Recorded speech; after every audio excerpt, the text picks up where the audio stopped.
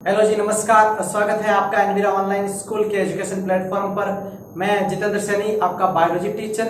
Class 12 की हम biology पढ़ रहे थे और अपने चैप्टर नंबर 24 चल रहा था। चैप्टर नंबर 24 का नाम क्या था? मानव का परिसंचरण।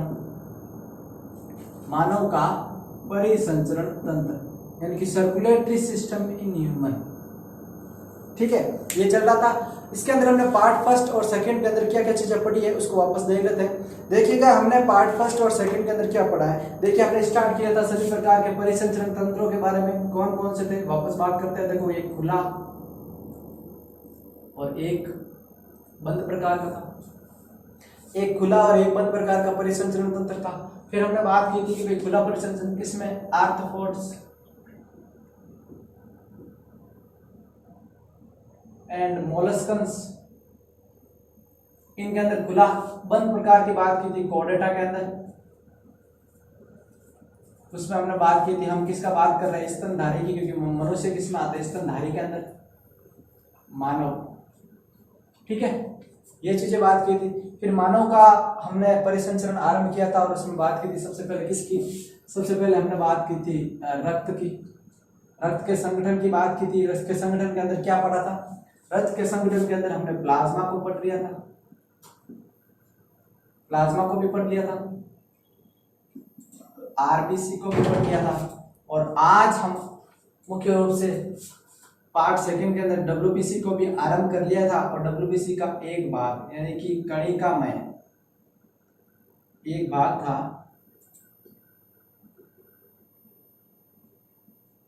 कणिकामय प्रकार का, उसको भी हमने कंप्लीट कर लिया था।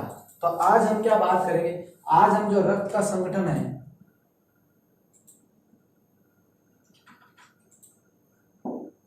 रक्त का संगठन, रक्त के संगठन की बात करेंगे। और आज हम बात करेंगे, अपना जो टॉपिक है वह है मुख्य रूप से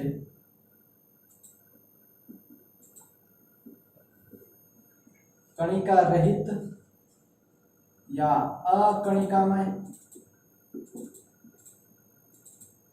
कणिका रहित या अकणिकामय जिसे बोलते हैं एग्रेनुलोसाइट। कणिका रहित और अकणिकामय, इसके बारे में हमने बात की थी। इसकी आज पहली बात करेंगे। पहली कौन सी? पहली है अपने एक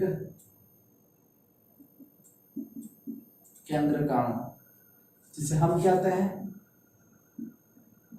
मोनोसाइट्स। क्या कहते हैं? मोनोसाइट्स। देखिए, एक केंद्रकाणु या मोनोसाइट्स क्या होती है। मोनोसाइट्स के बारे में जानने से पहले अपने को पता होना चाहिए कि ये बड़े आकार की कोशिकाएं होती हैं। बड़े आकार की कोशिकाएं, यह बड़े आकार की कोशिकाएं होती है। बड़े आकार की कोशिका मतलब आकार कितना होता है कि 12 से 15 माइक्रोमीटर, 12 से लेकर 15 माइक्रोमीटर तक इसका आकार हो सकता है। तो ये मुख्य रूप से बड़े आकार की होती है। इसमें जो केंद्रक पाया जाता है, केंद्रक वह सेम के बीज के आकार का बड़ा केंद्रक पाया जाता है। कैसा? सेम के बीज के आकार का बड़ा केंद्रक पाया जाता है। यह क्या होती है? यह भक्षकाणी होती है, भक्षणकारी भी होती है, यानी कि यह भक्षण करने की क्षमता इनके अंदर मुख्य रूप से पाई जाती है, भक्षकाणी होती है। ये रुधिर के उत्तकों में आ जाती हैं और उत्तकों में बड़े आकार के जो हो जाती है, इसे बोलते हैं वृहद भक्षक। यानी कि ये जब ये आती है रुधिर के उत्तकों के अंदर, यानी कि रुधिर के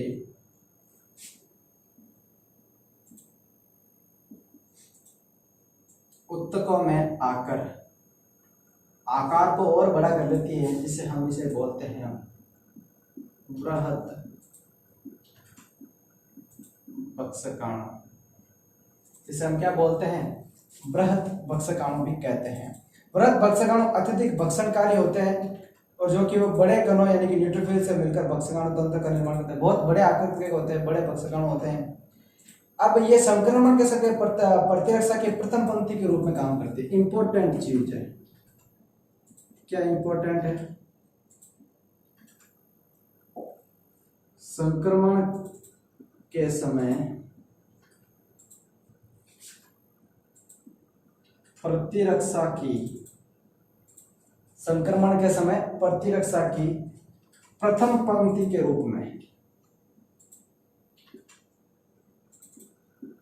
प्रतिरक्षा की प्रथम पंक्ति के रूप में कार्य करते हैं।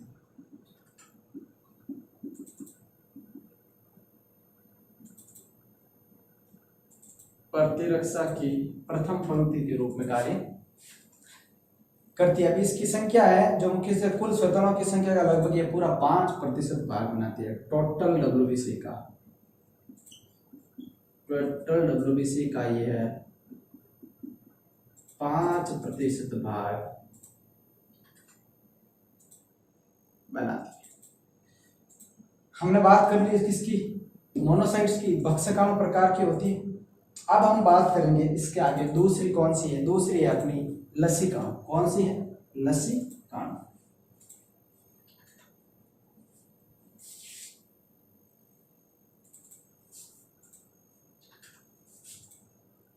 दूसरी कौन सी प्रकार की है, मुख्य रूप से दूसरी है अपनी लसीकाणु प्रकार की।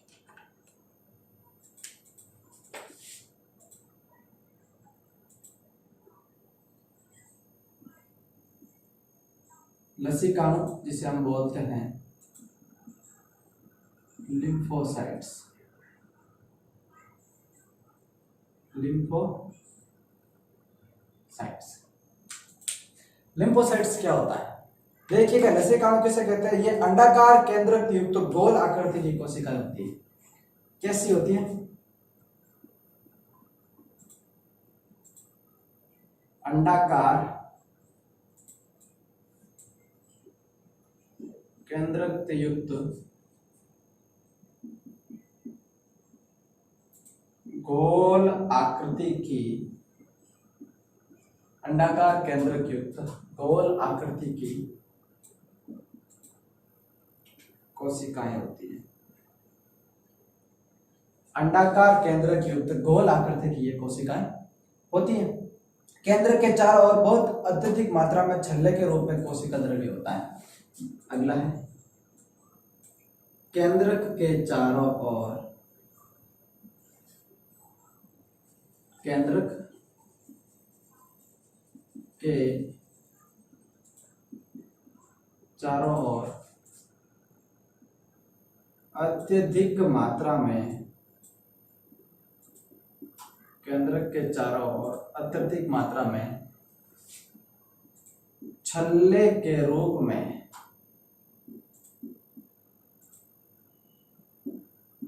छल्ले के रूप में, अत्यधिक मात्रा में छल्ले के रूप में कोशिका द्रव्य, छल्ले के रूप में कोशिका द्रव्य पाया जाता है। छल्ले के रूप में कोशिका द्रव्य इसके, यानी कि जो लसीकाणु की कोशिकाएं होती है उसके अंदर केंद्र के चारों तरफ छल्ले के रूप में क्या पाया जाता है, कोशिका द्रव्य होता है। ये थाइमस ग्रंथि व लसिका उत्तकों में ऐसी कोशिकाओं से उत्पन्न की जाती है जिनका उद्गमन अस्थि मज्जा से होता है। तो इसकी बात कर लेंगे, उद्भवन अस्थि मज्जा से, अस्थि मज्जा जिसे हम बोलते हैं बोन मैरो, उद्भवन अस्थि मज्जा से इनका होता है उद्भवन। और इसका स्पेशल कैरेक्टर है कि इनके अंदर सीमित प्रकार की जो गति पाई जाती है, अमीबीय गति होती है, सीमित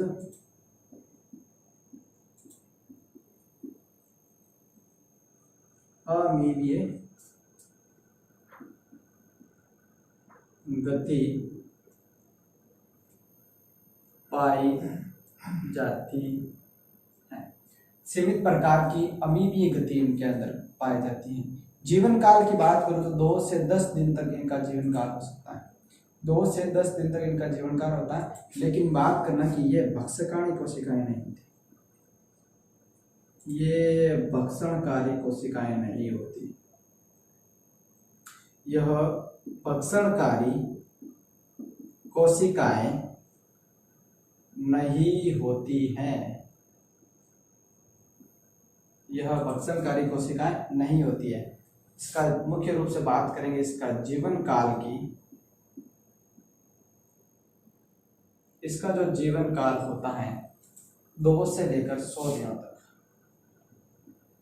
2 से 100 दिनों तक इसका जीवन काल होता है। अब मुख्य रूप से कुल शतकों की संख्या का लगभग बात करेंगे तो ये 30% कोशिकाएं होती है। टोटल डब्ल्यूबीसी का ये कितना भाग होती है? टोटल डब्ल्यूबीसी का यह 30% भाग बनाती है। टोटल डब्ल्यूबीसी का यह क्या 30% भाग बनाती है। पाई कहाँ जाती है? ये रुधिर तथा लसिका के अंदर पाई जाती है, ब्लड एंड लिम्फ के अंदर, लसिका के अंदर ये मुख्य रूप से पाई जाती हैं। और ये 2 प्रकार की होती है, बी तथा टी लसिका। बी और टी प्रकार की लिम्फोसाइट्स होती है। कार्य क्या होता है इनका? देखिएगा, कार्य होता है मुख्य रूप से जो भी ये प्रतिपिंडों के निर्माण और बाहरी कोशिकाओं को मारने का कार्य करती है। इसका कार्य की मैं बात करूं, यहाँ लिख देते हैं कार्य।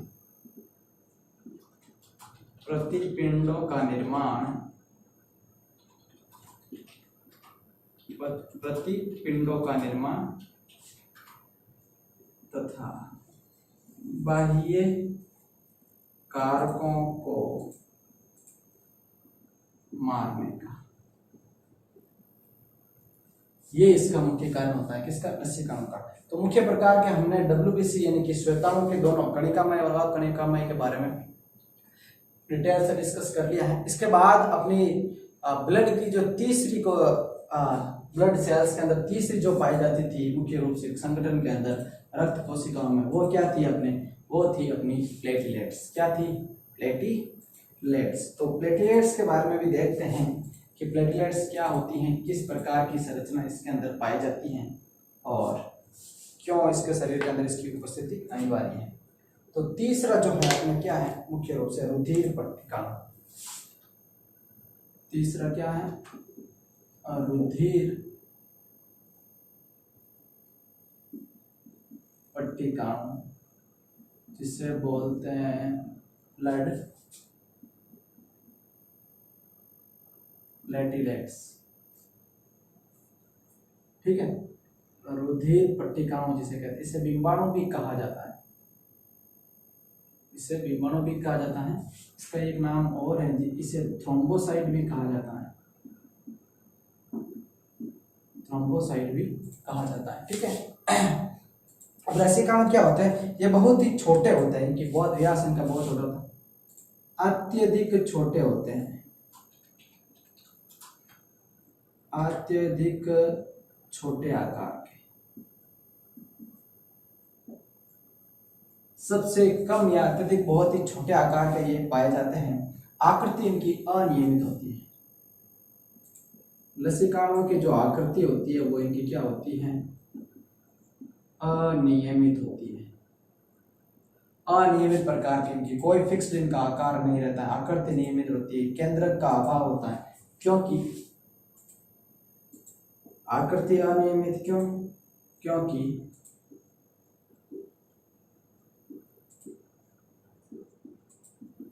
केंद्रक का अभाव, केंद्रक का अभाव होता है। ठीक है। इसका निर्माण की बात करेंगे तो वही है, इसका निर्माण अस्थि मज्जा में होता है। कहाँ होता है? अस्थि मज्जा में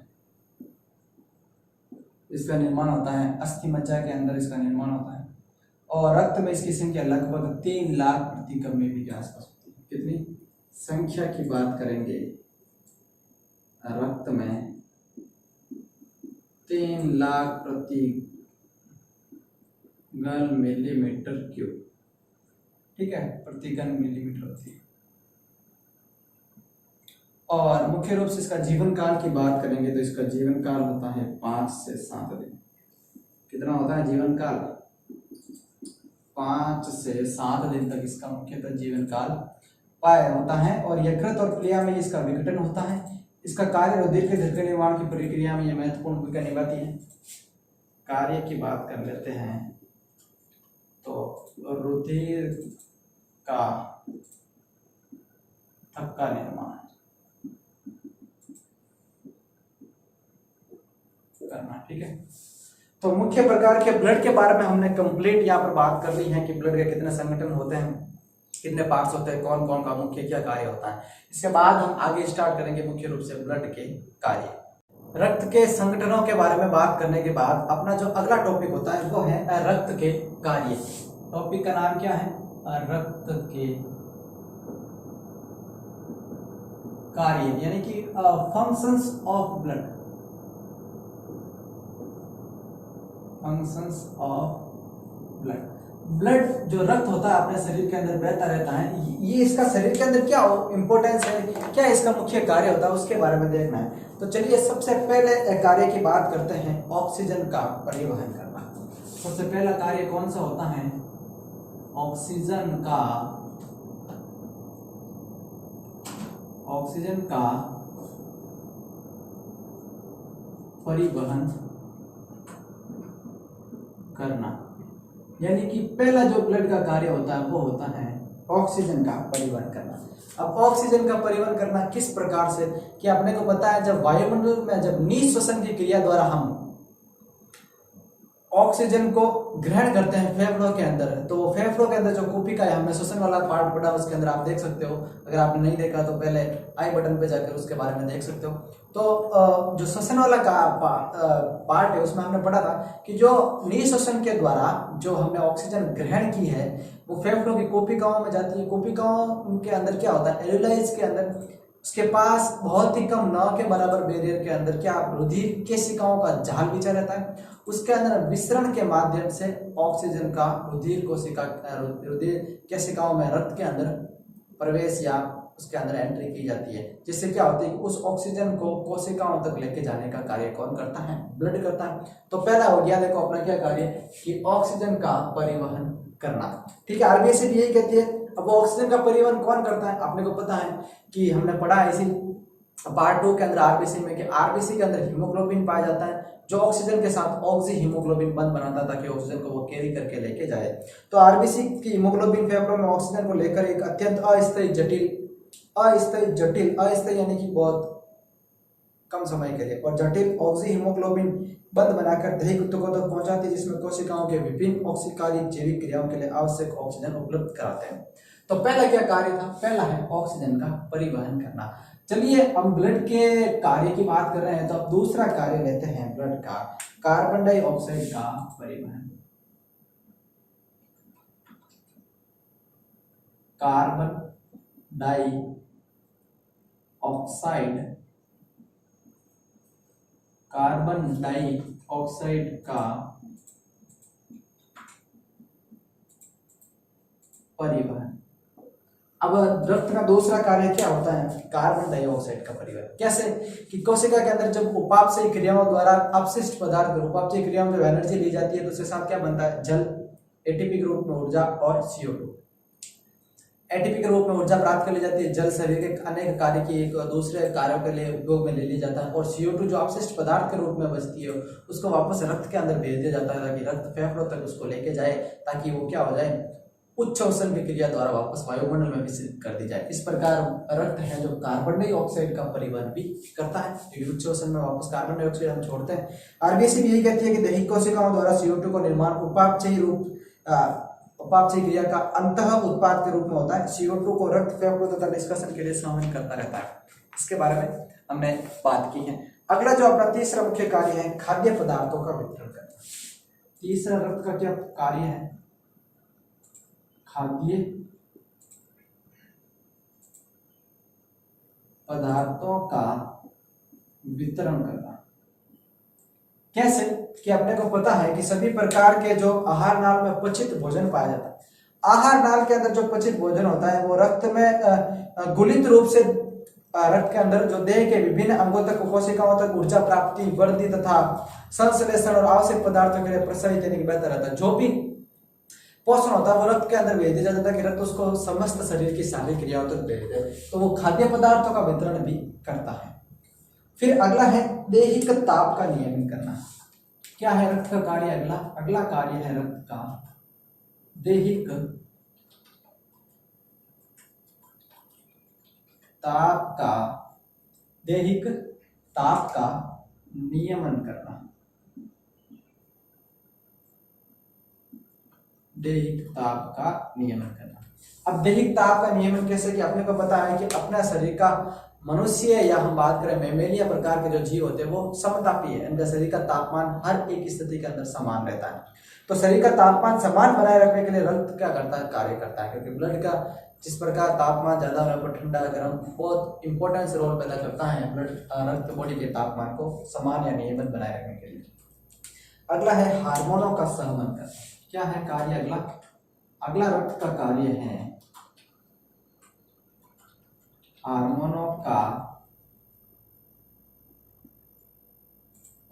सहवन करना। हार्मोनों का सहवन करना।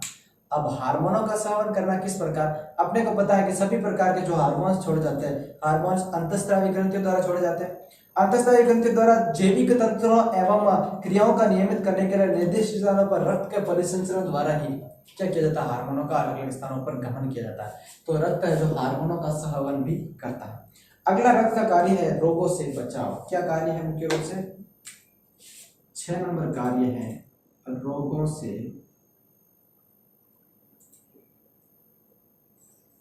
बचाव।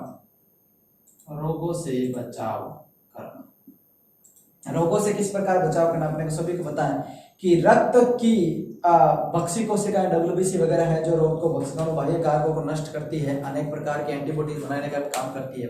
जैसे RBC भी ये कहती है कि रक्त की बक्सी श्वेत रक्त कणिका तथा फेगोसाइट जो कोशिकाएं पाई जाती है वो हानिकारक जीवाणुओं का भक्षण कर उसका विनाश करती है। जिससे क्या होता है? ब्लड के अंदर डिजीज या कोई बाह्य एंटीजन आने में क्या हो प्रभावित हो नहीं, शरीर विकसित रहे, स्वस्थ रहे।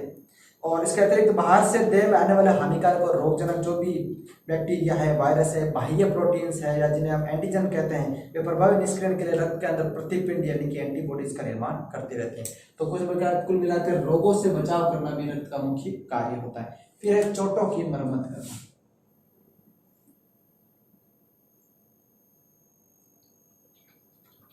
चोटों की मरम्मत करना।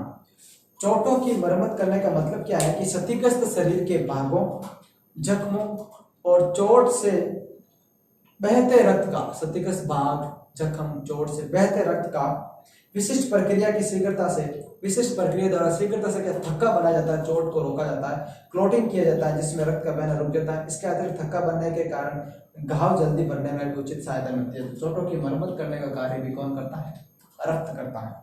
अगला है उत्सर्जी पदार्थों का, मुख्य प्रकार से हम बात करेंगे उत्सर्जी पदार्थों का संवहन करना।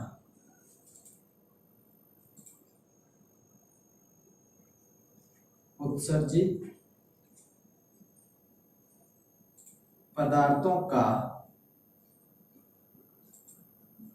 सहवन करना, क्योंकि मुख्य प्रकार के जो भी अपशिष्ट पदार्थ छोड़े जाते हैं उनका सहवन कौन करता है? रक्त करता है।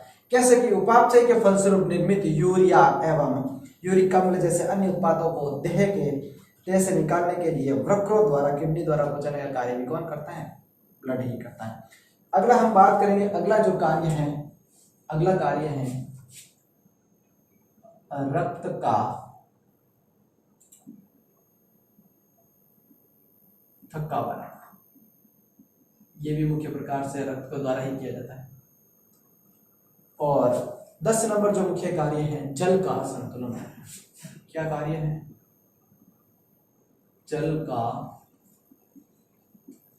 संतुलन करना।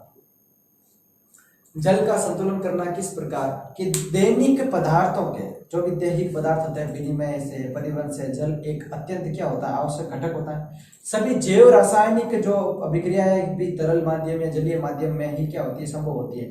तो जल की उचित मात्रा में उत्तकीय कोशिकाओं को उपलब्ध कराया जाता है। अतिरिक्त दही जल को वृक्कों से प्रोत्साहन कर निष्कासन में भी कार्य करता है।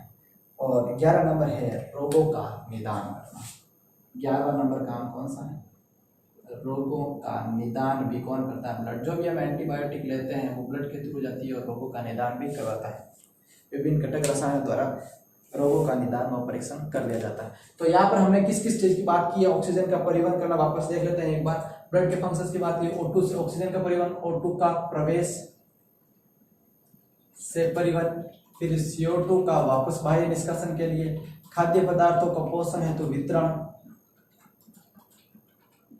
दैहिक ताप टेम्परेचर नियमन, हार्मोनों का स्राव अंतःस्रावी ग्रंथियों द्वारा, रोगों से बचाव करना, antibodies banana, antibodies and phagocytes, चोटों की मरम्मत करना, मरम्मत मतलब कि रक्त बहाव को रोकना, क्लॉटिंग करना, उत्सर्जित पदार्थों का यानी कि वेस्ट मटेरियल को एक्सपेल आउट करना, क्लॉटिंग ब्लड क्लॉट करना, वाटर रेगुलेशन और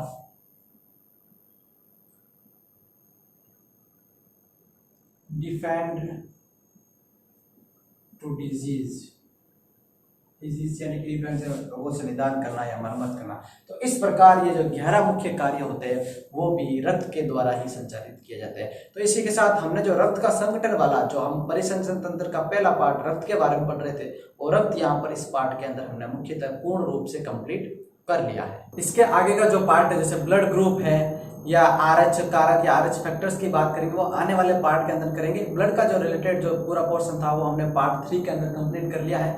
आने वाले पार्ट 4 के अंदर हम ब्लड ग्रुप के बारे में देखेंगे, किस प्रकार के ब्लड ग्रुप्स पाए जाते हैं, कौन से ब्लड ग्रुप ज़्यादा मात्रा में पाए जाते हैं, कम मात्रा में, किन कारकों की वजह से ब्लड ग्रुप में क्लॉटिंग्स वगैरह हो जाती है, ब्लड रेगुलेट नहीं कर पाता, इन सबको आने वाले वीडियो के अंदर देखेंगे। तब तक के लिए आप अच्छे से पढ़ाई करते रहिए, नोट्स बनाते रहिए। धन्यवाद।